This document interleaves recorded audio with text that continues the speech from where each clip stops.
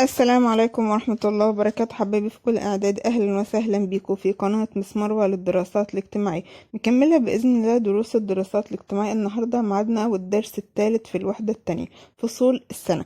هنعرف إيه هي فصول السنة، وهنعرف درجة الحرارة هتبقى عاملة إزاي، وشكل المناخ والطقس بيكون عامة عامل إزاي في فصول السنة.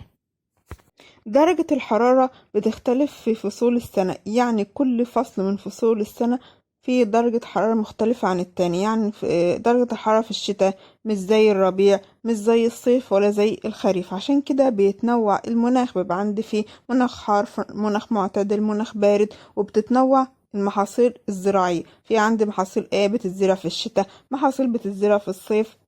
وكمان بتتنوع شكل الحياة بشكل عام بسبب تنوع درجات الحرارة من فصل للتاني. وده نعمة كبيرة من ضمن النعم اللي ربنا أنعم بيها علينا. طيب، عايزين نعرف ليه الاختلاف في درجة الحرارة بيحصل في كل فصل من فصول السنة. ده بسبب شكل الكرة الأرضية. الشكل الكروي بتاع الكرة الأرضية بيعمل عندي اختلاف في زاوية سقوط أشعة الشمس. يعني في عندي بيبقى أشعة عمودية وأشعة مائلة. المكان اللي بتسقط فيه الأشعة العمودية بيكون شديد الحرارة عن المكان اللي بتسقط عليه الأشعة المائلة.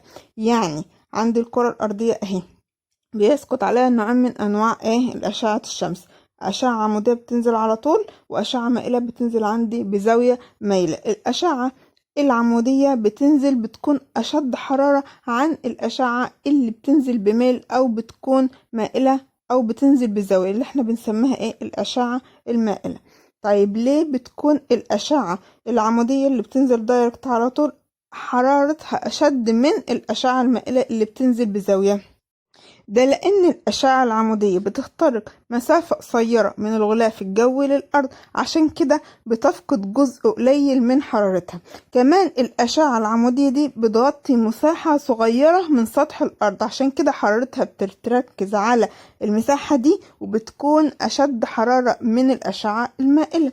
الأشعة المائلة بقى بتخترق مسافة طويلة من الغلاف الجوي للأرض، عشان كده بتفقد جزء كبير من حرارتها، فبتكون حرارتها أقل. وكمان بتغطي مساحة واسعة من سطح الأرض وبتتوزع حرارتها على المساحة دي، بالتالي بتكون حرارتها أقل من الأشعة العمودية. فصول السنة الأربعة، الصيف، الشتاء، الربيع، الخريف، بيجوا ورا بعض في أوقات محددة من كل سنة، مش بتتغير.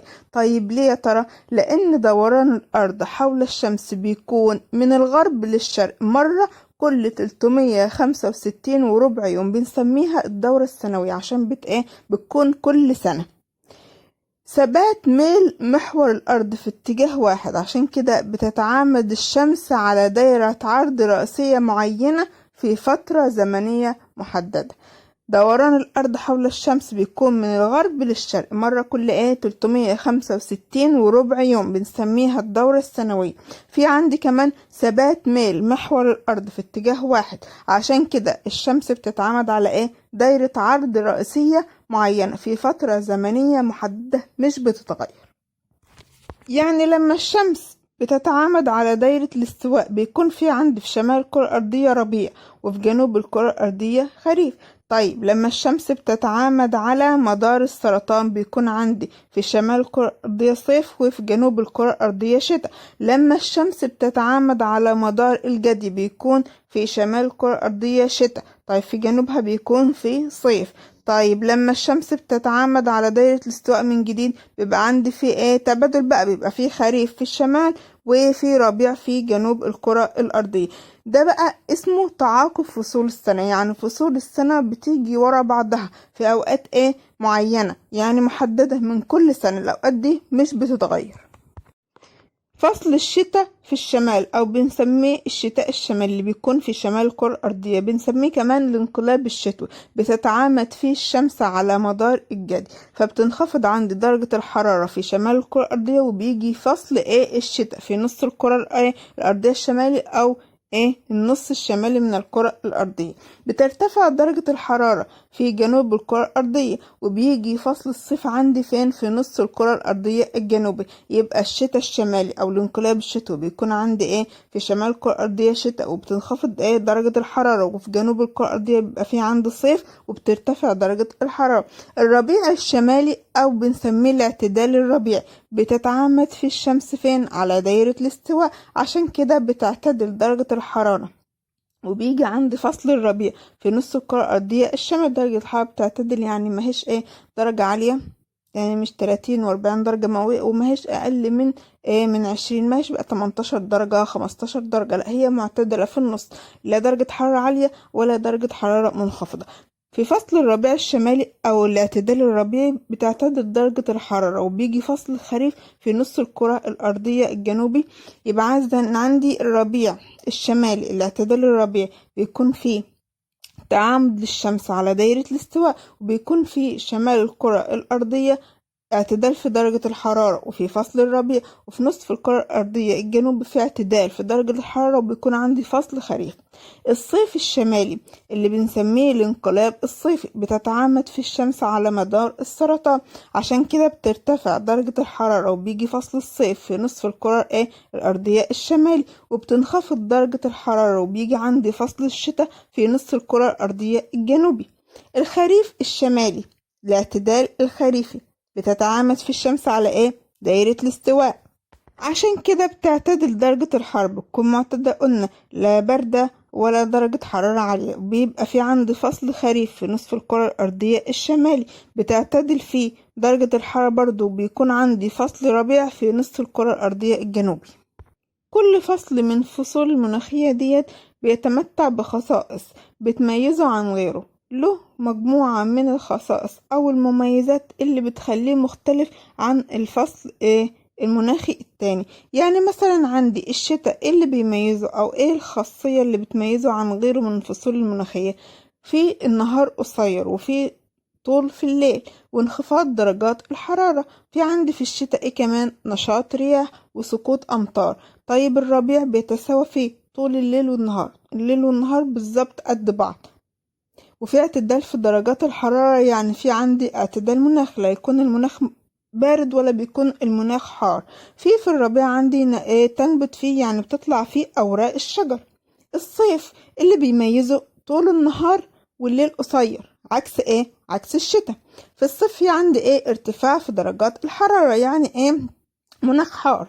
الخريف اللي بيميزه يتساوى في طول الليل والنهار قد بعض بالظبط، وفي اعتدال برضو في درجات الحرارة. واللي بيميز الخريف ان في تساقط في اوراق الشجر عكس الربيع، يعني الربيع بتنبت في اوراق الشجر دي، لكن في فصل الخريف الاوراق دي بتقع، يعني بتتساقط.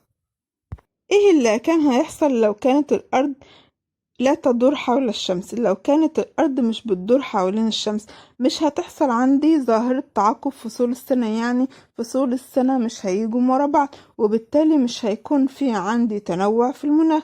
هيكون مثلا في عندي فصل الصيف على طول في نص الكرة الأرضية اللي قدام الشمس، وهيكون عندي شتاء على طول في النص التاني اللي هو ماهوش مواجه للشمس.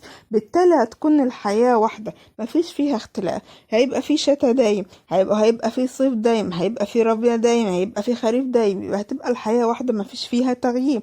طيب ايه اللي كان هيحصل لو كان محور الأرض مش مائل أثناء دورانها؟